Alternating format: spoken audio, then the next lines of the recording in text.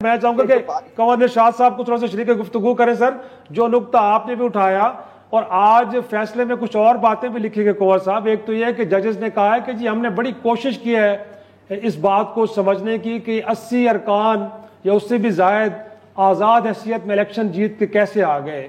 फिर सर 11 जजेस तो इस बात पर मुत्तफिक हैं कि जो इंट्रा पार्टी से मुतालिक फैसला था सुप्रीम कोर्ट का PTI के इंट्रा पार्टी इलेक्शन से मुतालिक, उसकी गलत इंटरप्रिटेशन की है, तशरीह गलत की है इलेक्शन कमीशन ऑफ पाकिस्तान ने। तो सर उसके बाद भी क्या हम ये समझें कि अभी तक इलेक्शन कमीशन को ये बात समझ क्यों नहीं आ रही कि ये नशिस्तें मखसूस बहरहाल तहरीक इंसाफ की हैं और उन्हीं को मिलनी चाहिए।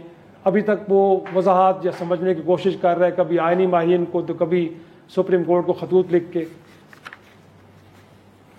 दरअसल इलेक्शन कमीशन ऑफ पाकिस्तान के पास एक दो राय पे खड़ा हो गया है। एक तरफ सुप्रीम कोर्ट ऑफ पाकिस्तान है जिसका बहुत अहम फैसला आ गया 70 पेज का, और उन्होंने इलेक्शन कमीशन पाकिस्तान की 2024 के इलेक्शन के बारे में भी शदीद तनकीद की है। लेकिन इलेक्शन कमीशन पाकिस्तान के पास भी बेपनाह आईनी इख्तियारात हैं। जिस तरह सुप्रीम कोर्ट ऑफ पाकिस्तान के पास आर्टिकल 190 के इख्तियारात हैं कि वो हर इदारे को हुक्म जारी कर सकता है, इसी तरह इलेक्शन कमीशन पाकिस्तान के पास भी आर्टिकल 222 के तहत मुकम्मल इख्तियारात हैं कि उनके इख्तियारात ये हैं कि इलेक्शन कमीशन पाकिस्तान के मामलात में सुप्रीम कोर्ट पाकिस्तान, पार्लियामेंट, सूबाई असम्बलियाँ जो है वो मुदाखलत नहीं कर सकती, वो अपने मामले में बिल्कुल आज़ाद और गैर जानबदार है। इसी तरह आइन का आर्टिकल 218 जो है वो भी मुकम्मल तहफ़्फ़ुज़ देता है इलेक्शन कमीशन पाकिस्तान को। लेकिन इसके साथ साथ जनाब बड़ा अहम सवाल ये है कि इलेक्शन कमीशन पाकिस्तान इस पर 4 सवाल उठाएगा। वो सुप्रीम कोर्ट पाकिस्तान के इस फैसले की रोशनी में 4 या 5 सवाल उठाएगा।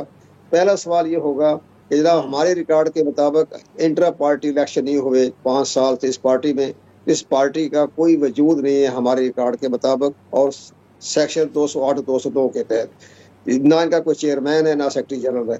दूसरा सवाल ये उठाएगा इलेक्शन कमीशन पाकिस्तान कि जनाब कौमी असम्बली सेक्रेटरीट ने कल 2 दिन पहले इस पार्टी को डीलिस्ट कर दिया। अब ये सेक्रेटरीट कौमी असम्बली सेक्रेटरीट के रिकॉर्ड के मुताबिक तहरीक इंसाफ का कोई नामो निशान नहीं है।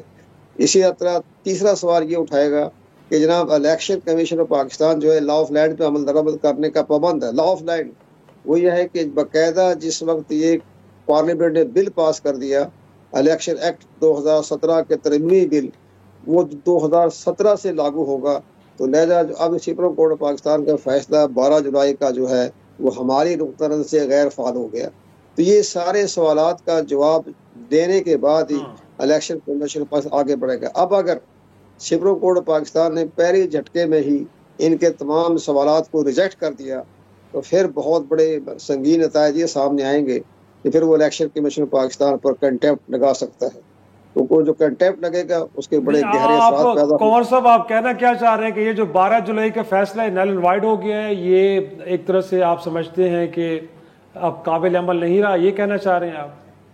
मैं ये कहना चाहता हूँ कि 12 जुलाई का फैसला लॉ ऑफ लैंड के तहत तो गैर फाल हो गया ना। जब एक पार्लियामेंट्री एक्ट बन गया और पार्लियामेंट में ये जो इलेक्शन तरमीमी एक्ट बन गया जो 2017 से लागू है, तो भी इलेक्शन कमीशन पाकिस्तान उसका भी सहारा लेगा और साथ ही वो ये कहेगा